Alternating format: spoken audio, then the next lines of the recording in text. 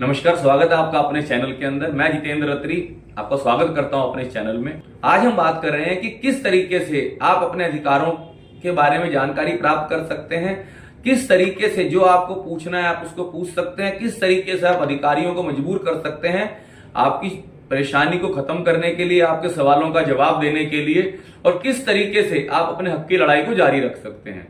तो हम बात कर रहे हैं आरटीआई की, यानी कि राइट टू इंफॉर्मेशन एक्ट, जो 2005 में बना। आरटीआई का तो सबसे बड़ा बेनिफिट है, आप देखेंगे कि वो अधिकारी, वो डिपार्टमेंट जो कभी जनता की सुनते नहीं थे और जनता जनार्दन की कीमत नहीं समझते थे और उनको हमेशा फॉर ग्रांटेड समझते थे, किसी भी चीज का जवाब देने में उनको बड़ी दिक्कत होती थी। अरे जनता को क्या जरूरत है।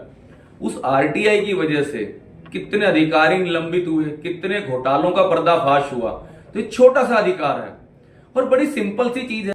खाली आपने ऊपर लिखा कि सूचना का अधिकार अधिनियम 2005 के तहत, और सिंपल सी अपने जो आपका उसमें विषय है वो आपने ड्राफ्ट कर दिया, उस विषय लिख दिया, जिसको आप भेज रहे हैं आपने उसके बारे में लिख दिया, जो आपको सवाल पूछना है उसके बारे में लिख दिया, और आपने 10 रुपए का उसके अंदर फीस लगाया और आपने पोस्ट कर दिया।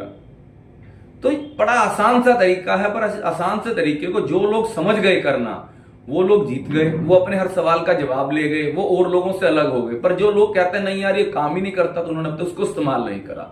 तो अगर आप चाहते हैं कि आप भी एक जिम्मेदार नागरिक बने और जनता जनार्दन हैं आप, और आपके अधिकारी सुने, सरकार सुने, इस अधिकार की, इस टूल की कीमत को समझिए।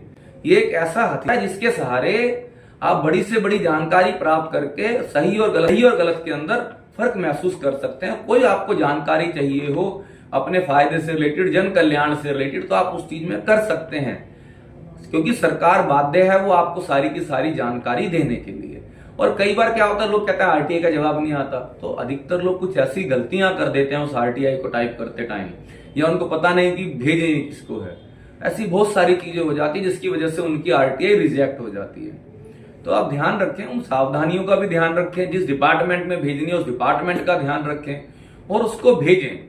और जब आप उसको भेज रहे हैं उसकी एक कॉपी अपने पास रखें, सेम एज इट इज। और जब आप उसको पोस्ट ऑफिस से आप उसको पोस्ट कर रहे हैं रजिस्टर्ड पोस्ट के द्वारा या स्पीड पोस्ट के द्वारा, उसका वो संभाल के रखें जो आपने पोस्ट किया है। 3 दिन में 5 दिन बाद जब भी आप उसका ट्रैक रिकॉर्ड वो करेंगे और उसकी डिलीवरी रिपोर्ट आप निकाल के रखें, क्योंकि अगर अधिकारी कहता है हमें तो आरटीआई आई नहीं, तो आप उसका इस्तेमाल कर सकते हैं।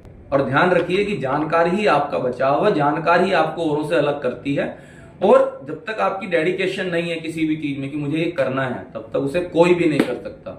ये छोटे छोटे हथियार हैं, छोटी छोटी जानकारियां हैं जो आपके लिए, आपके अपनों के लिए